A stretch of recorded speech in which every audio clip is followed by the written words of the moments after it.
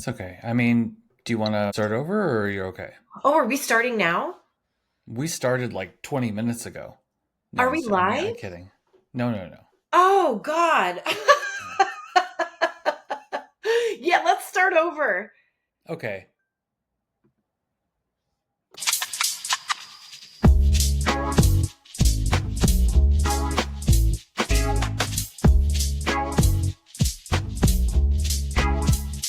Yeah. Okay. Great. Well, I'm here. Hi. Hello. How are you, UX Matto? Yeah, I need like a UX Matto, a PM Matto, a writer Matto, Seriously. because I contain multitudes like all other humans.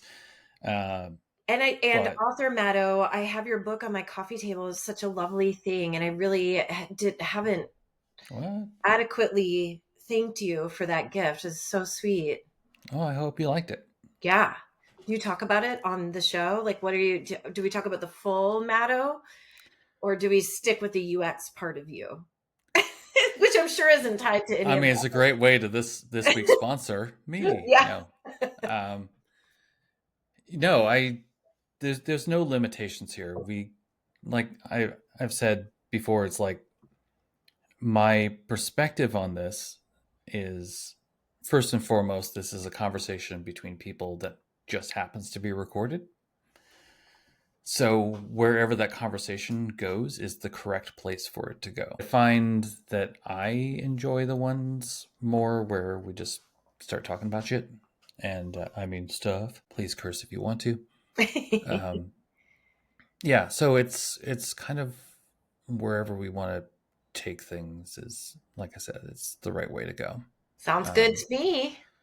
but I figured, part of the reason I pinged you is that I off and on for the past 17 years we've been trying to meet up, and I mean, it hasn't really been 17 years, but it's It been a feels like while. it.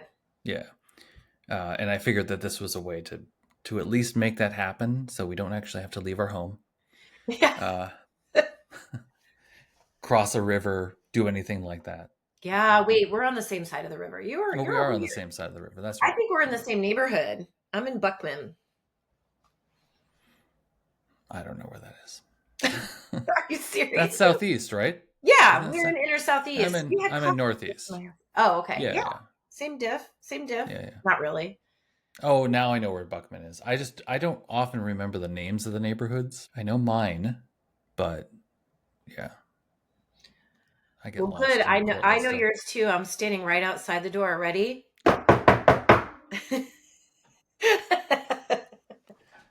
Whoever's out there didn't see the no soliciting sign. Anyway, um, By the way, I got my handy on air sign to share. oh, Okay, that's it's reversed. for me. It's Raymo. correct. Rayno. Oh, it is? Okay, good. Yeah, But you can't see it behind me, so you'll just have to imagine it. that's all right. Yeah.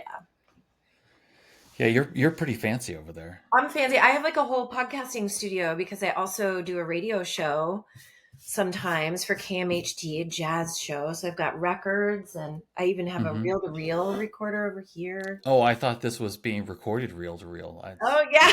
Yeah, yeah. Make the analog version Yeah. of it. Oh Yeah. yeah, I mean, back in the day, I've cut tape for Oh, me radio. too. Yeah, Oh, way back in the day. I don't think we're too far apart, my friend. Yeah, I used to I, have a I, job at a movie theater threading the actual mhm. film through. And do you remember how complicated that was? I never did that. I had a friend who worked at the cinema that was near our house, and I watched her do it. But I worked at the local NPR station, Oh, cool. right as I not worked, but I volunteered right as I was getting out of high school, and so like I had to take the news stories that ran the night before and cut them down to smaller bites for the morning recap. Oh my gosh. So you're like writing down time signatures. Hmm. Yeah. Whoa. Yeah, and Cool. as I was leaving, they were just starting to get into digital audio tape, and I was just like, I don't understand this newfangled technology. I'm out of here, which is how I feel with AI right now. But it's Uh, just always the same thing. It's funny because I've always been simultaneously a Luddite and totally obsessed with a chapter beyond, something in advance of nowhere Yeah. for my Yeah. entire life. So I, have sat on AI innovation teams in enterprise for the past 7 or 8 years. But at the same time, I am very decisive about when I use it in my work and personal lives as well. Hmm. And it reminds me of when I was in grad school for my PhD, which is a dual PhD in anthropology and media and cultural studies. Hmm. And I was out, I'd just gotten back from 2.5 years of fieldwork in Senegal, witnessing how young people there use Silicon Valley created technologies in what I call off label ways. So lots of digital makers and users and people who should be recognized as engineers and designers. And I got back and I was out in the countryside. I went to UNC and Duke, so I was with some professors from there. We were driving out in the countryside together in a car, and looking at these beautiful artworks done by a series of graffiti artists from New York who had come down to paint the rural tobacco sheds with Hmm. really cool graffiti. They were called the barn burners, and it was a sponsored project. So we were out there looking at these gorgeous things way out in the middle of the forest in the countryside, and we realized that of all five of us in the car, this was 2011. None of us had GPS.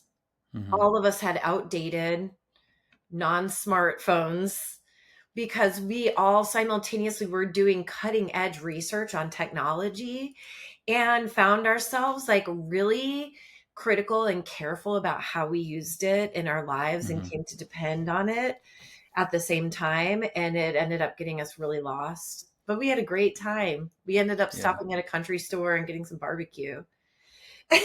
So let that be a lesson to all of you. That's right. Just think if you had a smartphone, you might not have found good barbecue. That's right. And if you use AI, you might not find your next good taco stand. That's correct. I mean, that's actually one of AI's biggest weaknesses is tacos. I Um, bet. Well, yeah. eating them or, but you know I what? mean, the moment it can eat them, we are screwed. We're But screwed. yeah, um, um, or makes it so that we can't afford to buy our own, or make our own, or makes us forget how to make them. Or takes, mhm, yes. But those are two things that I've always said. And I worked in the AI division of AWS for a couple of years as the leading UX researcher in that space, along with my former colleague Liz Jernigan. And we were the first human facing researchers trying to understand what it was like for users to engage with the cloud through AI for the first time and mhm, big data. It was fascinating to watch. So I gave some talks there about sort of what distinguishes us as human from what machines can do. And it was those two things that I think would weigh in on a good taco assessment strategy, which is first of all, any sort of embodied experience is going to be stripped down into the verbal, the like AI doesn't understand how hormones affects its cognition, right? Its neural networks. It doesn't pick up on the discomforts of gastronomy in the process of talking with other people or engaging with other people. It doesn't get the joy of tasting a new food for the first time or in a new way, or the context of thinking through, what music is on and what your longstanding relationship is to the friends that you're sitting with. And yes, there are different ways that it can process all of those things, but its last frontier is really going to be really understanding that contextual, embodied engagement with the world around us, because we as humans have been studying this for 50,000 years mhm. and can barely describe it ourselves. And we keep reinventing the wheel and trying to make sense of the difference between the verbal and the nonverbal, the linguistic, the quantitative, and the experiential. So it can't do that. And then it's also bad at critical thinking. So I think it would have a really hard time making reliable recommendations comparing one taco to another. Mhm. And being grateful for the opportunity to do so. Yeah, it would be like the Spotify of taco assessment. Yeah. Yet It's there. another yet The another tacos are so technology that I don't use is good. Me Spotify. neither. Yeah. Me neither. I do use digital music. I use Apple Music. I've always avoided Spotify for reasons we don't need to get into today. But I go Spotify. It's not for me. But as you can see behind me, I have 3,000 records here Yeah. and a couple of record players. So that is, I still am one of You've those. you've chosen your side. I understand.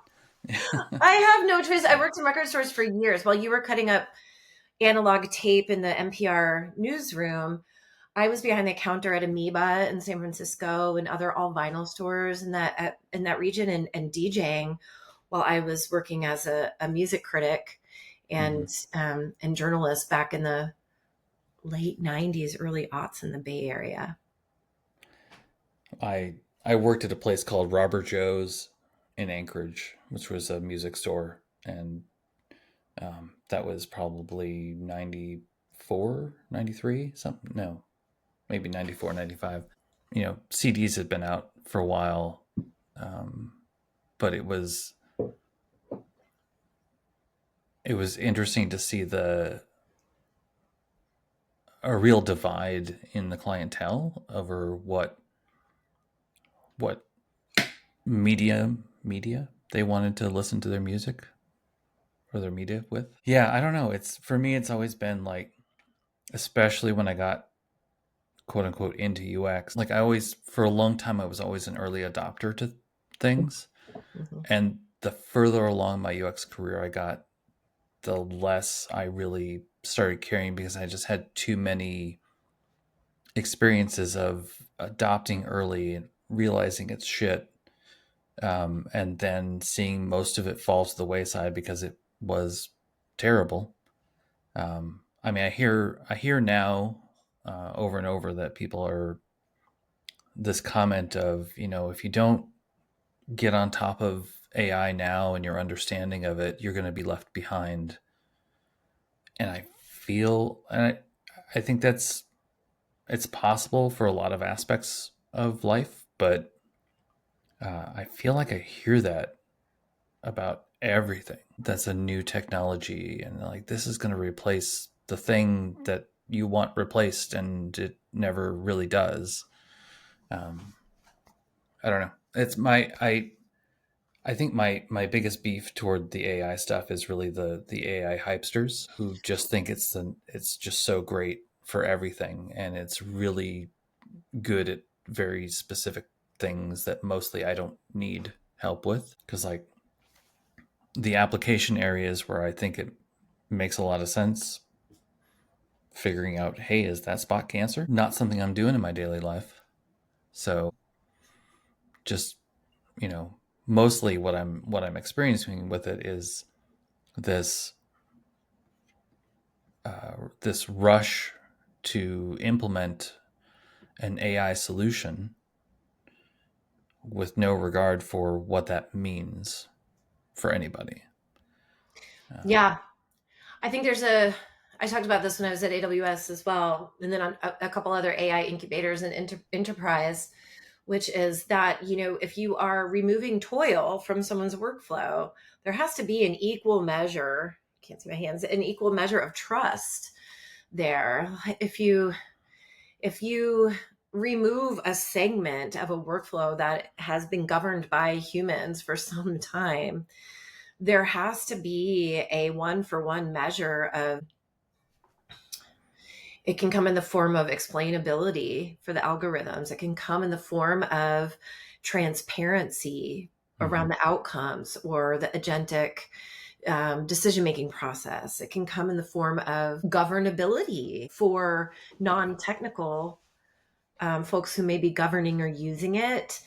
That is what responsible AI really is, and that our role as those of us who are design thinkers and holistic critical thinkers and embodied thinkers is to find ways for that technology to open itself up to that kind of human critical thinking and engagement and governance. And I think that's when I'm more likely to adopt the tools, is after those steps have been sort Mm-hmm. of put into place. That usually involves other people using it first and seeing how it works out. But it Yeah. could be done by product teams themselves, so that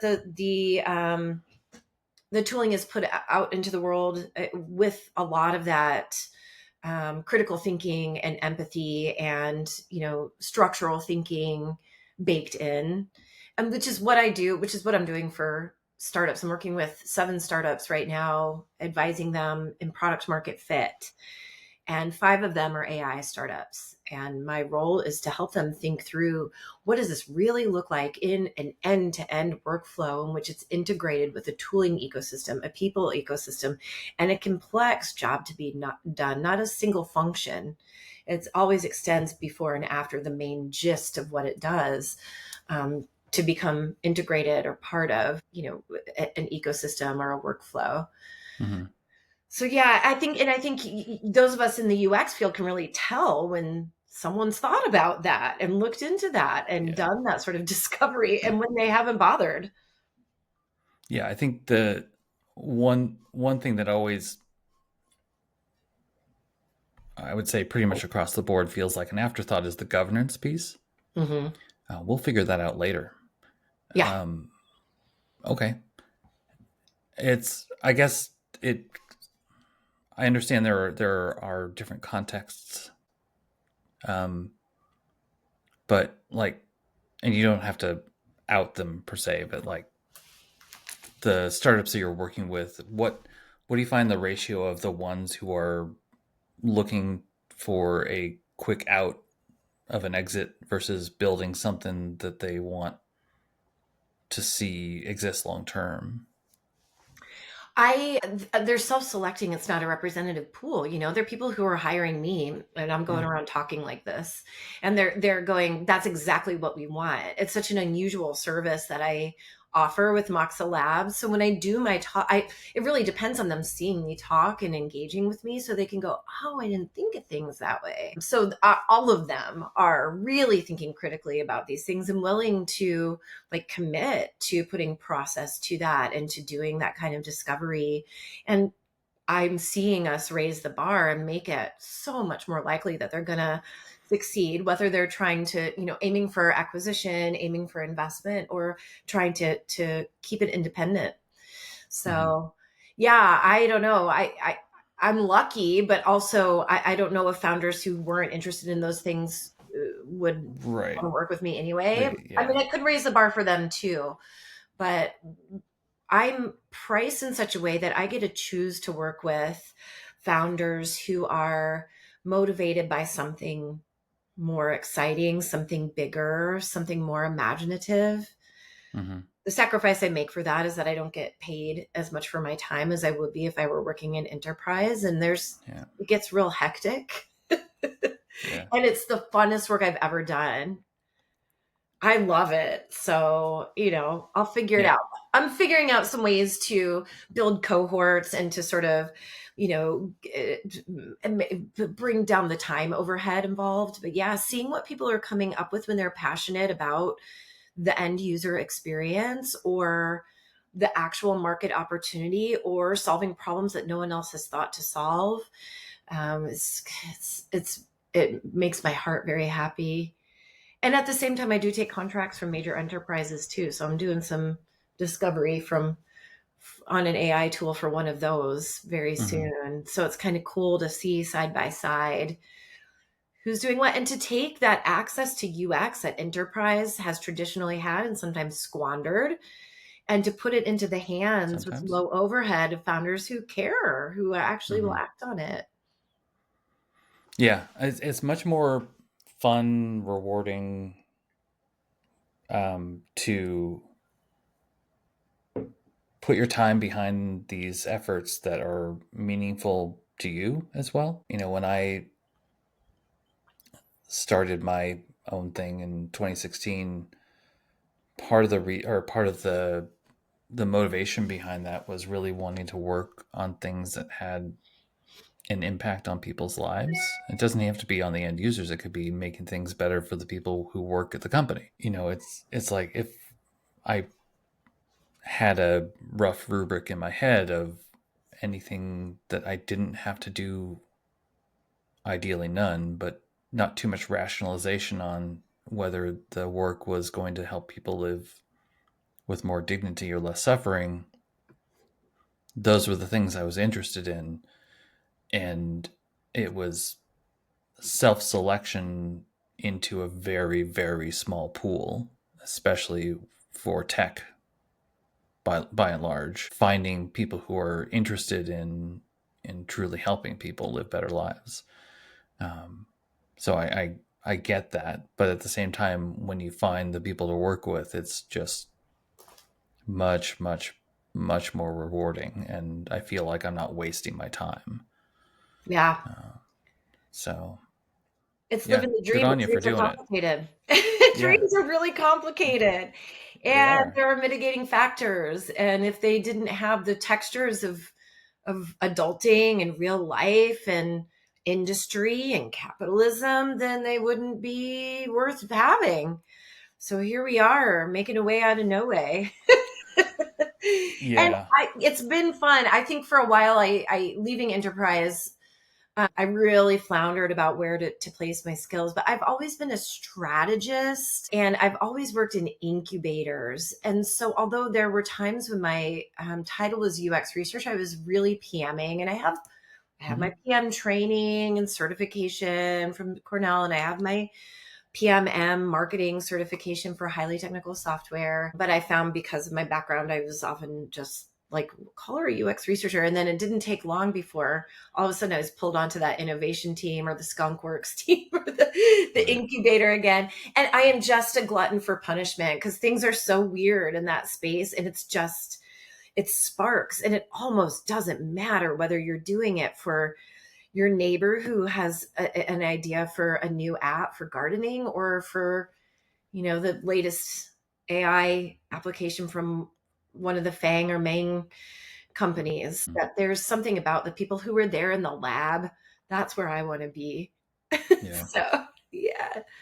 And I Yeah. do think, Well. yeah, and I think there's potential for those of us who do, most of my life I spent in nonprofits as an anthropology professor. I still am an anthropology professor. I just finished two classes in forensic anthropology and biocultural anthropology for Pierce College yesterday. But I'm deeply committed to social justice. I'm very much a part of social change. And at the same time, I think that being involved in industry is part of what we do.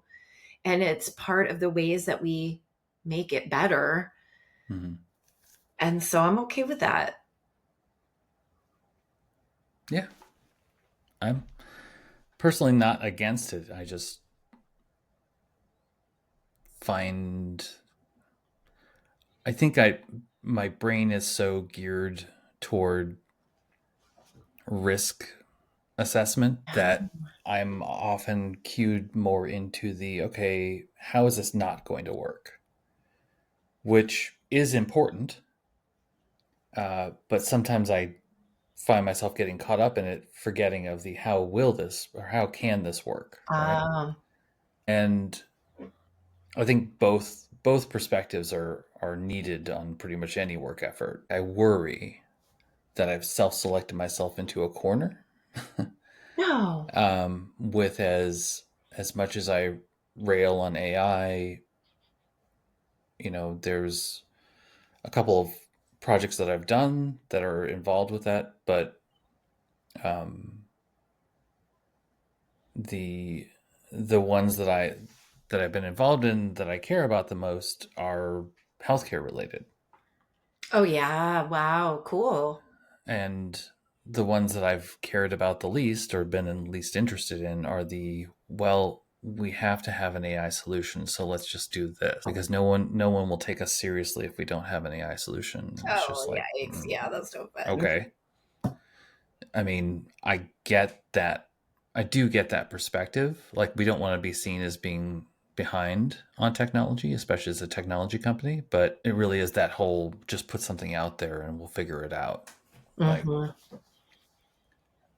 I I have real reservations about giving what little time I have left, not to say it ominously, but just realistically. You have tons of time left. I feel you do. We're going to have a lot of Matthew left in this world. We've got Well, you. we'll see. We'll see. No, it's but you know, it's in the sense that time is finite, supposedly. But like who do I want to give that time to, right? Yeah. And that's the thing that I'm sometimes really really hesitant on with working with clients who want to come in, or you know, like right now where I'm at is I'm at a really weird place in my career. Not the only one, but I can only No, speak for you're not. myself, Yeah. where I'm, you know, looking for project work, I'm looking for internal Same. work. Like it's Hmm. kind of like whatever, people, let's I don't have a preference other than I want to work on something that matters. And then the whole being old thing thrown on top of that. But I just some of the opportunities that have been coming up lately, I just, as much as I need income, I can't work on them, you know, because they just don't fit my value system. I don't know. I'm not sure where I'm going with this, but Well, it's I think it's really important to keep these conversations in play between friends and people we know are like-minded about what we what we do in the world. There was a time,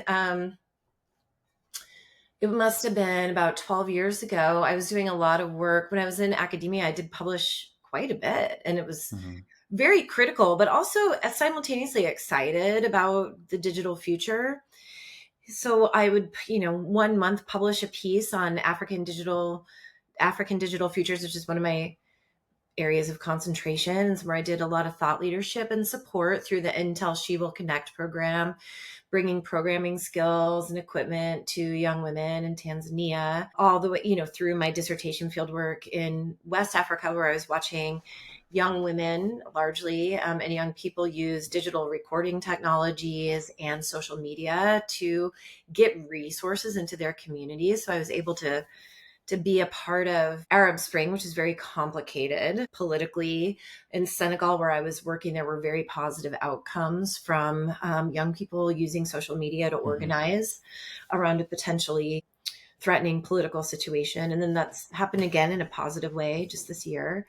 So I'm seeing all this positive stuff, and then a couple of months later I get invited to be a part of another colloquia called Selfie Harm, about how social media is extremely harmful, through predatory behavior of people toward tweens on social media. So I see the whole of it.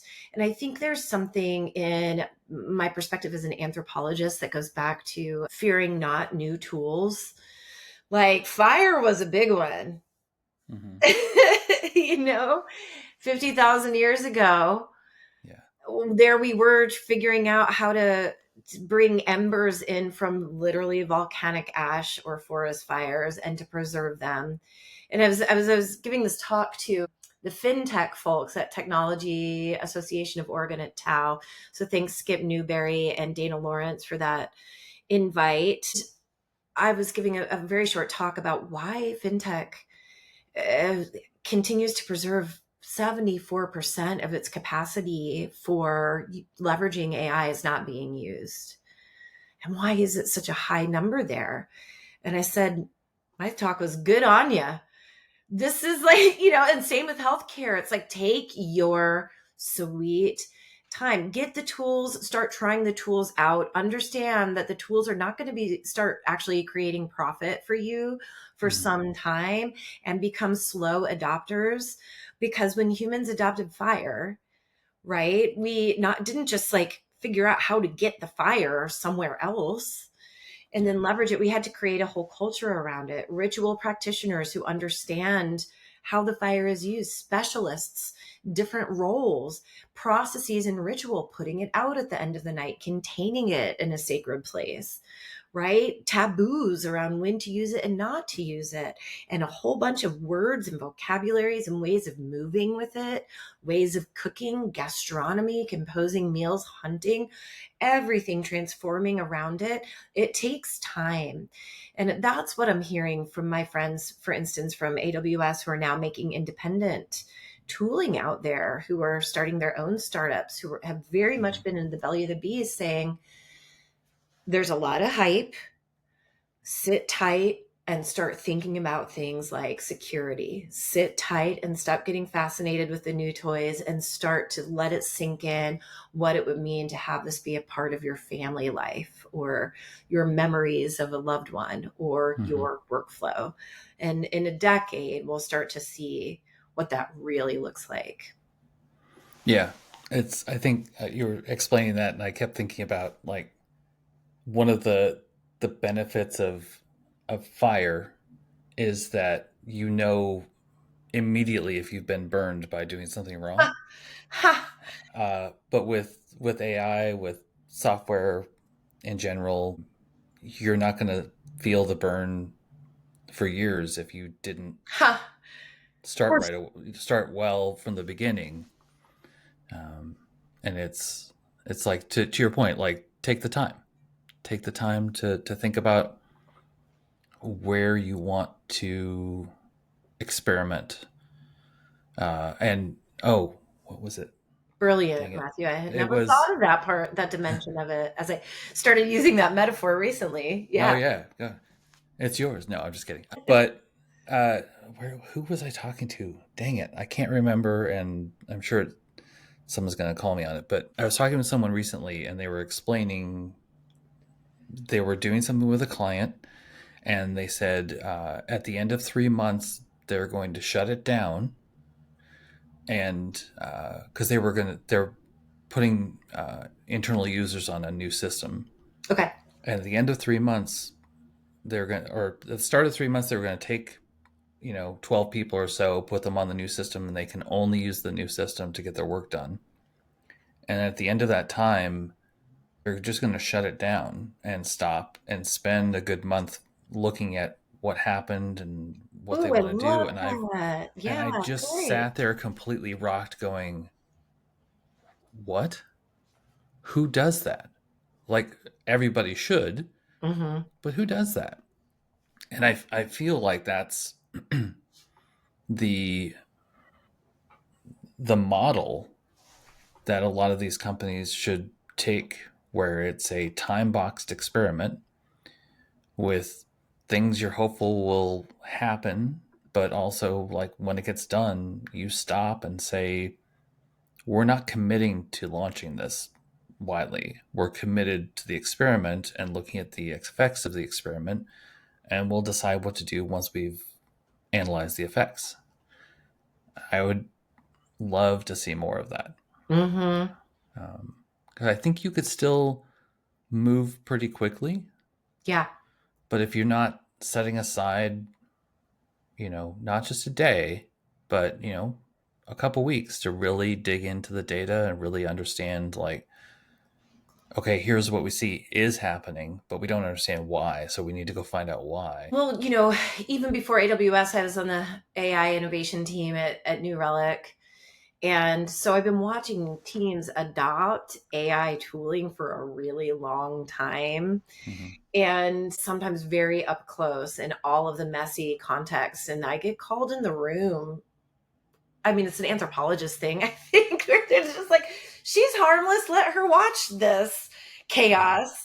And I am, because I help make better tooling so that they don't have these problems in the future. But um, I developed this thing called a strategic AI adoption framework that helps to pull all these pieces apart so that it's not just like, are we being successful or not? It's, let's assess, like, where are we governing, the who's building the models, what are the risks inherent in that, and what opportunities does it open up. And I actually use Marshall McLuhan, the media theorist, who many of you are familiar with, from Toronto, where it's like I use his framework, the adoption of any new technology, and he looks at the printing press, I use it to think about fire. He looks at television was really what he was looking at very closely. And of course, the dawn of the internet. And we're at another conjuncture now with AI and says, look, there's step back. We do this stuff. We humans do Mm-hmm. gunpowder. Like we do this stuff. These are the principles that we need to take into account. What does it open up in terms of possibilities for futures, ways of living, reorganizing society, reorganizing communication, reimagining spirituality, even reimagining design or embodied experience or whatever. What does it foreclose? Because that is the analog question that we always forget to ask. We got to open up the value of AI, but we're forgetting what we're foreclosing there is oversight over a part of the workflow, or we're foreclosing like an open-ended problem solving that a human might be capable of that AI is going to try to execute on probably a binary decision around. I think returning to some of these classic questions about what makes us human, how do humans use tools, how do we communicate, how do we think about ecosystems, that gets into religious thinking and folklore, that those are really essential. But when it comes down to it, building frameworks around it is immensely helpful. Mm-hmm. So that, right, the person who was running this team you're talking about had the wisdom to say, we need to do some R&D. We're going to try it with a Yeah. select pool of users. We're going to stop. We're going to assess. We're going to take the empiricism or the data we collect around this seriously Mm-hmm. before we move on. And I just think when humans are ridiculously dumb and incredibly brilliant at the same time, because I'm sure we did the same when we adopted fire. They might not have known what happened with when they left the embers burning in the wrong place as they were moving semi-nomadically. And as you say that about the example of AI, I also think, yeah, not only do we not know if we've harmed ourselves with it or our immediate environment with it until later, we might also be pulling a thread that does harm in another part of the world and have no idea, right? Yeah. We might be starting a forest fire and not realize it. But I also think that instinct that your friend had or the person you were talking to is an instinct a lot of people are having now. And Yeah. there's a theorist of the anthropology of innovation called Ulf Honnertz, and he's from, I think he's Danish. He's one of the Northern European sort of 70s, 80s thinkers around anthropology of innovation. And he says every innovation needs what is called a cultural swirl. So it needs to be a complex team of thinkers with different ways of approaching problems in order to Yeah. really like harness technology and innovation well. What we've seen is a burst of engineering at the art of the possible, and it would have been great if it was contemporaneous with us sort of humanistic social scientists and Yeah. spiritualists and artists. But we're here on the other end doing some interesting things. Yeah. You were that you mentioned television and the printing press, and one of the things that I think is, and I don't have a background in anthropology, so I might be reaching. You can say, Matthew, stop that. And But let's I'll give you some rope, buddy. One of the things about the printing press and television, to a large extent, mostly, is those are all push technologies. And in a lot of ways, AI is a pull technology. Um, and so it's like there's this locus of control with the printing press where it's a thing that exists in a space that requires a specialist to use to then distribute the outcome of that to other people. But I feel like we're getting faster and faster to the point where, yeah, someone built an LLM that you can leverage, but it's on the internet and you can just anybody can use it. And so there's this, you don't have to go to a specific location. You don't necessarily have to become a full specialist. And so it's this I'm not using the right words, but the technology got democratized so much faster, to the point where it's just, if you have internet access, you can do kind of, I mean, there's limitations to them, but you can do kind of whatever you want with them. This is a very half-formed thought, as you can tell. Yeah. But um, I'm trying to find the I'm trying to make some meaning around it from a humanistic perspective, I guess, where, we can look back on the invention of the printing press from our perspective now and understand what an impact it had. And I'm sure there was an understanding of it then to some extent. But I feel like we're in this, maybe I'm having cognitive dissonance. I don't know. Of, I feel like I both understand what the impact is and what the negative impact is and the things we're losing. And then I also don't understand it because it's just so new and it's kind of everywhere and it can do anything. What do you want to do with it? I'm realizing, not even half formed thought. This is a quarter formed thought, but these I are love like the it. thoughts that are racing through my head Do it. as you're explaining it. So Yeah, go. I'm going to stop because I ran out of steam on that one. But That was so good. No, I think it's great. I mean, okay. First of all, you said I might tell you to stop it, but I actually think you should just like we should keep having these dialogues and these conversations to build on that, not as a counterpoint or not to shut down what you're saying. you can yes and. It is a yes. It's a true yes and I think most of my yes ands really are because that's I don't Mm-hmm. know that's the way to learn as far as I'm concerned. Agreed. Is Yes and. yeah, it's not to push back on that because it's true. It freaks me out. Don't get me wrong. I'm completely freaked out. But I'm also, maybe I am just a weird optimist. And here's why. I'm taking the long view here. And this is what McLuhan would say about the printing press. And this is the medium is the message piece of what he does is he says Mm, it's not a push mechanism. The fact of the okay. printing press becomes a system immediately. It becomes a system of distributing knowledge, which is resources, which is it becomes a material network, a material system that actually dictates what is done within it. And so you might have one person operating or owning the printing press, the Gutenberg Bible, right? Mm-hmm. So yes, there's specialists there who are building the technology just like AI had at first. I saw those folks. I worked with them in enterprise who were the AI scientists, right? And usually it was a chain of AI scientists and AI devs and others involved in that process, but they were largely engineers, mathy people, thinking about things in that way, right? Who have been studying algorithms for a very long time. Before it was called AI, and our team is all about ML at AWS, and I always like to think Yeah. about the continuity. The idea of AI as a concept like predates the nuts and bolts use of ML that is still at the core of much of what happens in the AI ML world. But now we're talking about AI because we're back in this sort of science fiction-y space or way of Mm-hmm. imagining it. But my point is to say, when the printing press spun out,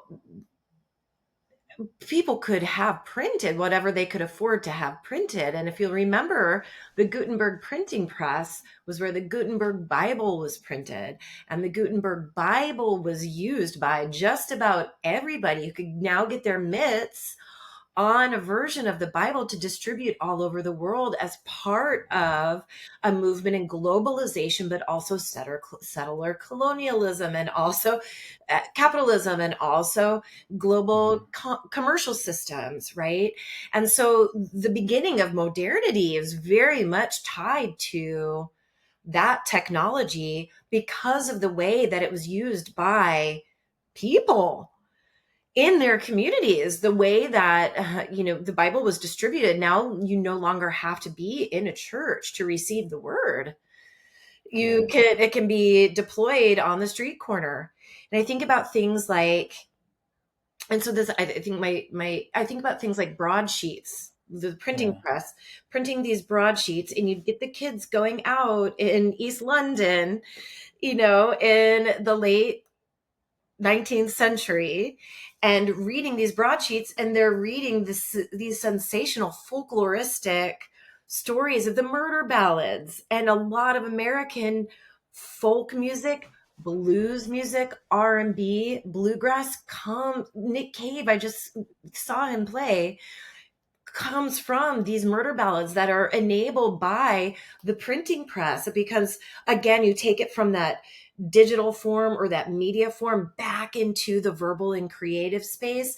And so I think our instincts as humans are to still gonna be to fuck with the technology and make something meaningful Right. out of it. I think we have a strong drive toward living meaningful lives. I have to hang on to that. you know I'm glad you have it. Yeah. I think there's an aspect of what I was trying to say, and again, I still am not articulating this well because I'm thinking of it as I'm speaking about it. go And Matthew. there's I'm now trying to not correct myself, but there was a bit of nuance that I lost in my explanation. Yeah. Again, I still might be wrong. Say it. Yeah. That you know when I said push, I meant like it was the people who had the money who could control the message that was pushed. And yes, people then took that message and did what they wanted with it. But initially, it was here's this Bible, which has very specific cultural connotations around control and guidance, but in my mind, control, where the message that was being delivered was an attempt to control what the conversation was. And I feel like the AI stuff is starting to, I don't think it fully does flip it, but I feel like it starts to flip it a bit more, where the message can be anything. I mean, we're still limited with text and video and images and in that sense of like the medium is the message kind of thing. But it's I don't know. I'll let it go. But it's I just hear what such you're a saying. weird. And yeah, I don't know how to. I don't know yet fully how to articulate what I mean by it, or even if it's worth saying anything about. But apparently, I just spent 20 minutes doing so. So I think we're doing what uh, people do when they play with technology. Is just like, let's get in there and like pull some threads and work to get think to each other and with each other and experiment together and see like what kinds of agency do I have when I use this tool? What agency kinds of yeah, agency does agency. someone else have? Yeah. Like what kind of possibility does it entail? Because I'm telling you, like going out, first of all, my first book was about young people in Mississippi using tools like auto tune, and this is in the very early aughts, to auto tune, which everyone was complaining about. It's taking the soul out of music, and watching young people who grew up at the crossroads, exactly where the movie Sinners was written about. It was filmed elsewhere, but at the crossroads of Clarksdale, Mississippi, watching young people make hip hop music using these discarded digital technologies that brought all this depth. They Hmm. used it in a blues way, right? And those of us who are, I think we call it Swinging the Machine, I think is the name of the book, about how technologies are used by a lot of folk communities and revolutionary communities and resistant communities in off label ways that really empower them. Hmm. So, being in Senegal, doing this work in West Africa at the time when social networking sites were introduced, my dissertation argument is people in these areas are incredibly adept at making technologies work for them. You can see it in the Nigerian prince scam, which is not Right. the young people I was working with were making incredible art and doing really wonderful things with technology. But there are all sorts of ways to to play in that space. And I guess I just focus on the playing. But part of that Mhm. is also taking a very critical eye and saying, man, as we continue to play, these technologies become more and more restrictive, and we have less and less agency in them than we ever have before. And there is an arc there, Matthew. And it's really hard to talk about while we're still maintaining this possibility, and to say, yeah, well, Yeah. there's a consolidation happening that makes that agency or that play less and less likely. And that feels very concerning. Yeah. So Yes, it let's is concerning. have more hackathons. More hackathons. Yeah. I Yeah. think about MySpace. Remember MySpace? Yeah.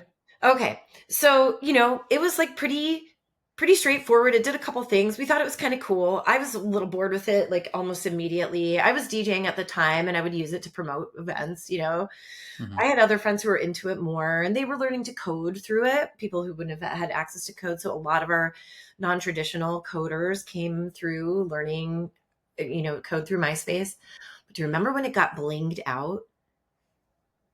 Blinged out MySpace. Like when you could start changing your background and stuff like When that, or what do you yes, mean? and when it became a trend to not just change the background, but you go on somebody's MySpace page and it would start blaring music out of your Oh, laptop, yeah. and it would be these like flashing lights, and they Yeah. were like, and then it became baked into clothing, and then it became part of the auto-tune Southern hip hop aesthetic of the time.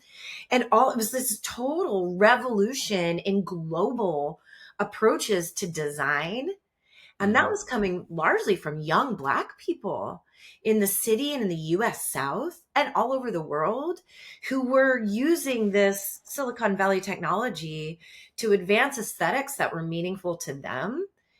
And there was a digital white flight, right? When MySpace was like, the advertisers were like, I don't know what's going on here. This is really messy.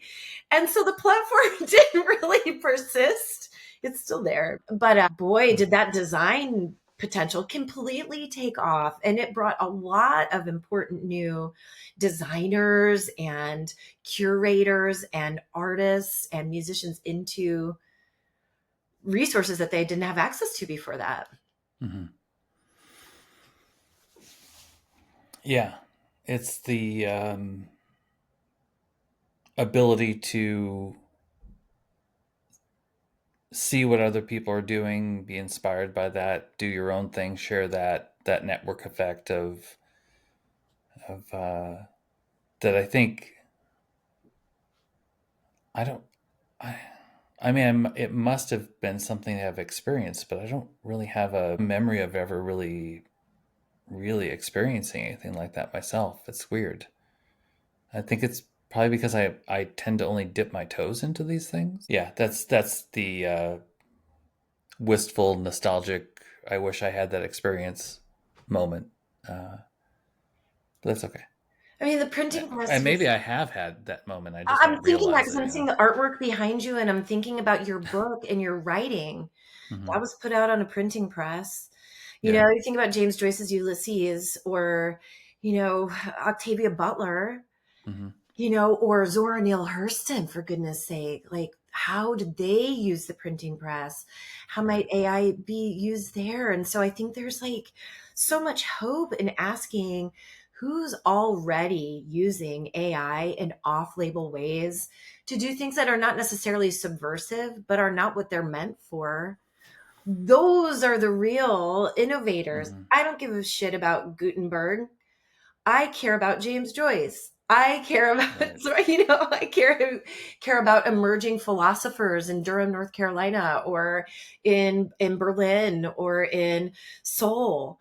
So I think we, particularly designers, have the impulse to push these technologies into things they're not supposed to do, and to pay attention when other people are doing it, and to amplify that and to bring resources to it. Yeah. Have you seen anybody doing something with AI that makes you really excited and hopeful? Other than some healthcare applications, not really. I think that so like my the first year that I published books, I did two, and one was a picture book that I used Dolly to generate the images for. Whoa. And so that was 2022, right? Yeah. Um, and I'm now where my thinking is at. Like, I at some point want to partner with a person to redo the art for that, because Mm. I'm not comfortable. I understand, not more. My perspective has changed to where I just don't feel comfortable having done that. And I can, to some extent, fix what I feel is like a mistake. Mm-hmm. Mm-hmm. Um, but at the time, it felt it felt really great because I could do some I could see a project in my head. I could do it, implement it, put it out there, and I didn't need to collaborate with anybody else. Even though, anyway, I'm going to leave the nuance to a side for a second. Okay. I didn't need to collaborate with anybody else. I didn't need to work on someone else's timeline. I could just describe what I needed. It would get it wrong. I would describe it again. It would get it a little bit better. I would describe it again. That's good enough. Yeah. Or that's great, whatever. But like the images that I published in the book are like, yes, this is what I want to see. And I was able to make it and put it out there. But that was, I think I'm sure there were some people putting out books with AI in it at the time, but it was still early. And I was doing something, again, setting the nuance aside. I was doing something artistic and putting it out there Yeah. and getting feedback from people, and so I did like that, bringing the nuance back. Like, I was working with other people, Yeah. just people that I didn't know whose content had been stolen to train the model, right? Yeah, touche, totally. So, and that's Yeah. that's why I'm not, now that I truly understand more what's going on, like, why Yeah. I'm not comfortable with that. So, We are definitely in our getting burned phase of fire adoption. yeah, yeah, Yeah. We're definitely in our like knocking folks over the head with the Bible phase of our adoption of the printing press. And I look forward to watching some of these alternative models for engaging with these systems start to mhm, emerge. I yeah, gotta just hold on to that hope. And when it means for me watching entrepreneurs who never had access to coding, affordable coding resources yeah, before, making really cool stuff for populations who really are underserved by Silicon Valley. I mean, yeah. it buoys me. I think it's cool. So it would be fun to have a salon about this sometime, or like have a conversation about what are some of the ways we can apply the theories of media and technology and innovation to what we do in UX, or what we do in product development or the innovation space. Yeah. So we can start to identify opportunities to fuck with it, to do things differently, flip the script. Okay, more of that, please. Yeah. Yeah. Well, let's do it over coffee next time. Okay. Well, hold on. We're not done yet, and I need Good. to I'm mute here. for a second. Sure.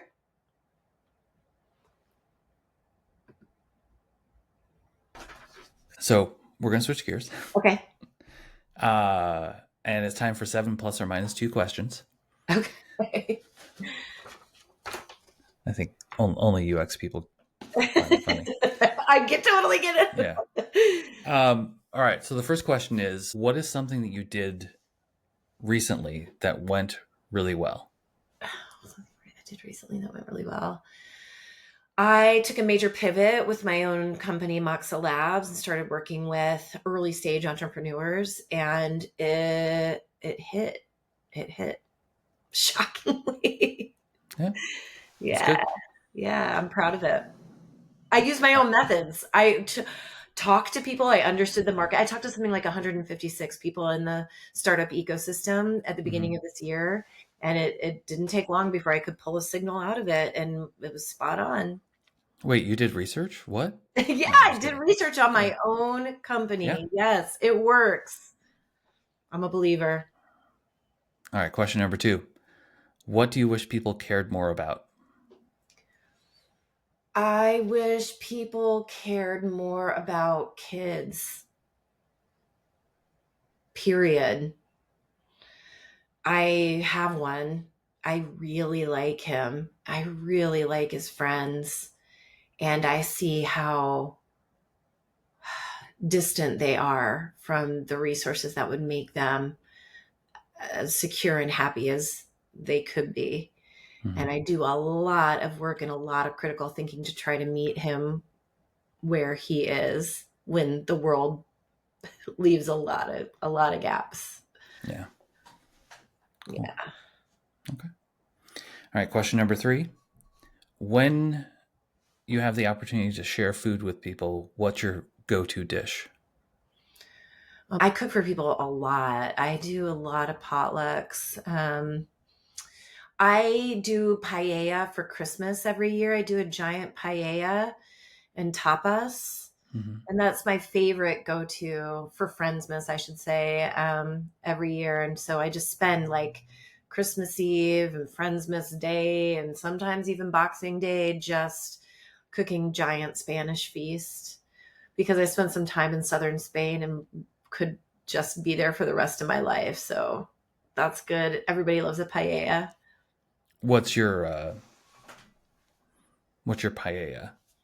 I usually do a vegan version of it because I have lots of friends who are vegan. Hmm. But the main paella I make is a little bit of everything. It's like a true, you know, True shepherd's. paella. Yeah. It's like it's got seafood in it, but it's also I've never used rabbit, but it does have like I tend to use beef broth and I use Hmm. chicken in it for the fat, so chicken thighs too. So it's more a more traditional paella. Yeah. Okay. Yeah, you want Cool. some? I'll invite you to the next one.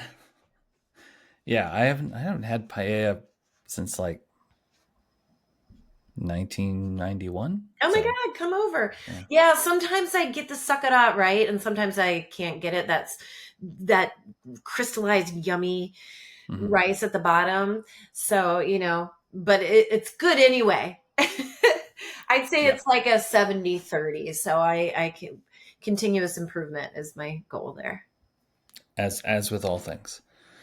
All right. Uh, fourth question: what's the business value of empathy? Product market fit. You can't make a product. I mean, empathy can mean lots of different things. Sometimes it is a feeling that we have, but it's also data.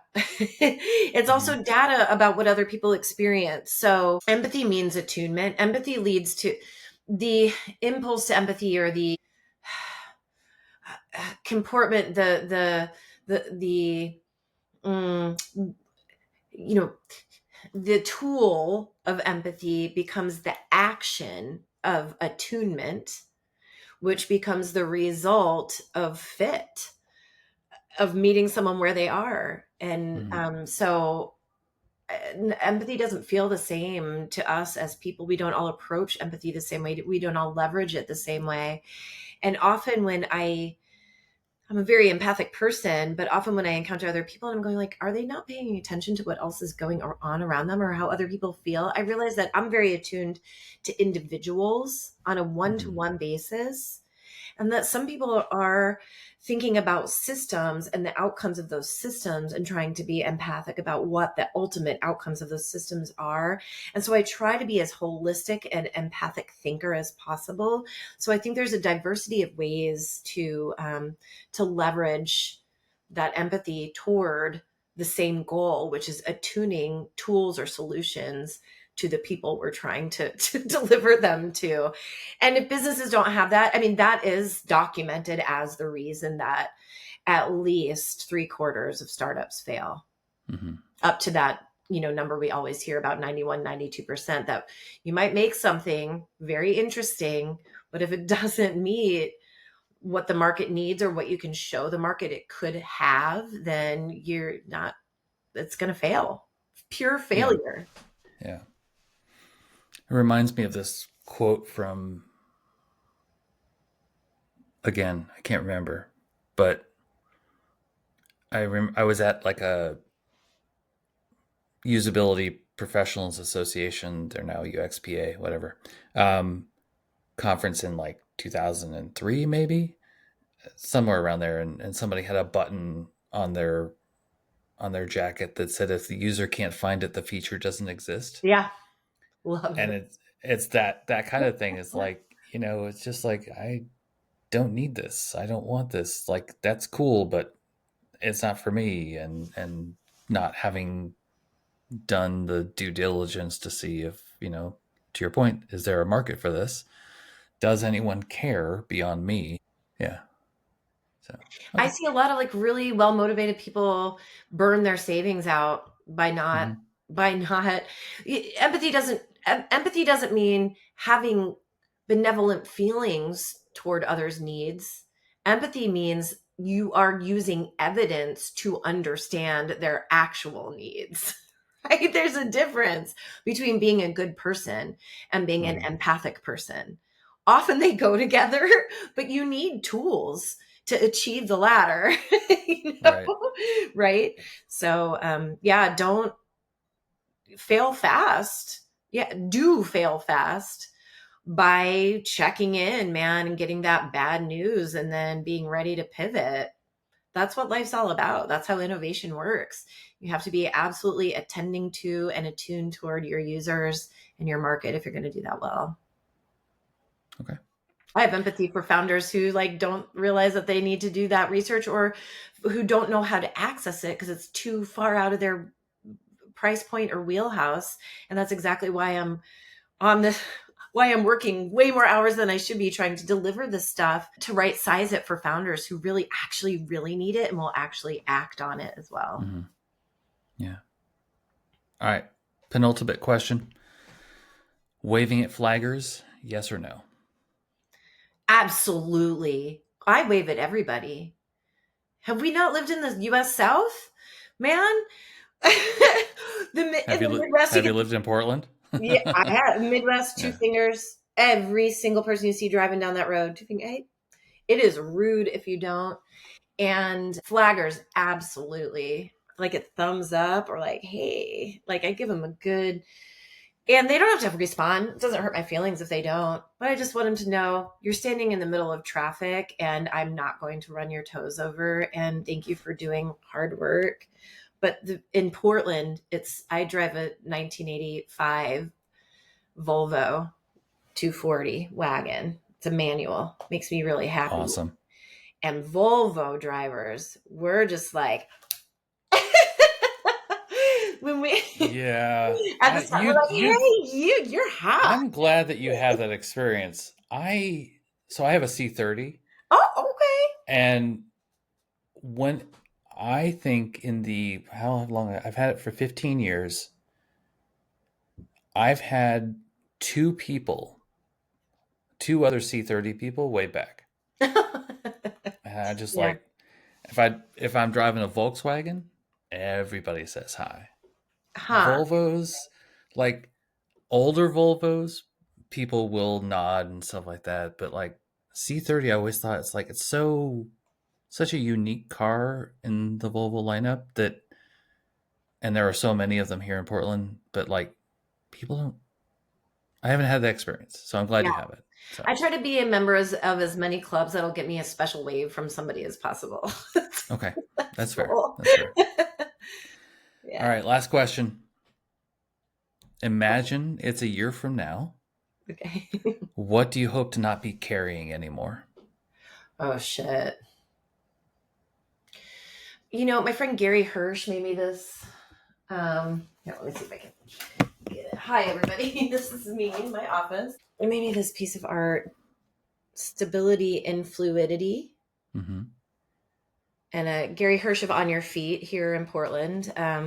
It's a consultancy and agency that does really amazing workshops and events and thought leadership and just like being awesome people. And he's also an artist. And I just love the idea of like being able to not go with the flow and some sort of like offhanded gesture, but to really lean into my skills of resilience and make do and improvisation and connection and reconnection, assessment and discernment to ride these waves of profound transformation that are terrifying and to make a meaningful life amidst them and to feel the stability where it needs to be here or with me and my son or me and my chosen community and family. So that I hope not to carry the idea that because I don't have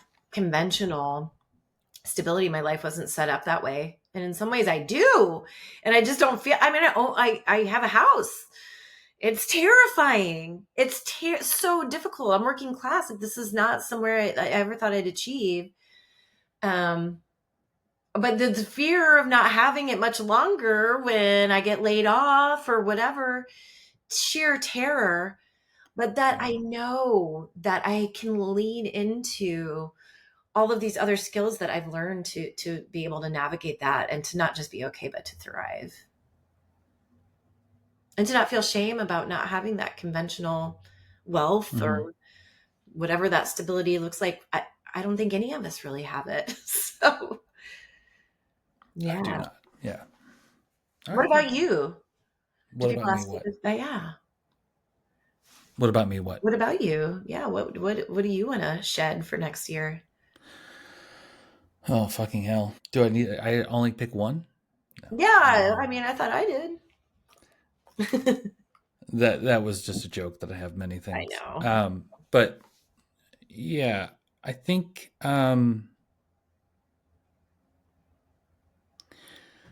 so I think, I don't think it's too far of a stretch to say most people about this, but I think most people have a voice in their head that's like, idiot, just some level of criticism that your brain is bringing to bear on whatever you're doing at any given moment. And I think, it's for some people it's, oh, mess that one up again. And for some people it's, I'm going to shut down completely for 2 weeks because of the shame spiral I'm in. Mhm. And so I think for me, that voice in my head, which probably better stated is those neural pathways are so well trod Mhm. that they come to bear so quickly and immediately. That's the same thing. So quickly and so loudly Yeah. that it would be nice at some point to get to a point where I've set that aside or at least diminished its impact. Okay. Um, Yeah. so I thank you for sharing that with me. This is a really fun conversation. We got to do it again. I believe in what you're doing, and man, you know how to make connections like nobody I know, and you have such a breadth of cool stuff that you're working on. if I could complete a full sentence, I'd be really great. But yeah. I learned a lot, and my brain is worrying around some of these ideas like how is this how is this how does this follow the frameworks that McLuhan gave us looking back at tens of thousands of Mhm. years of human development, and what is different about this one in particular. And that is, I can sit here all day and be very comfortable with my grooves around applying these frameworks, but to have you challenge those full sentences or 90% sentences is really valuable to Yeah. me. So thank you so much. And I don't know, I think we should keep talking about it. Cool. All right. Well, for now, let's stop talking.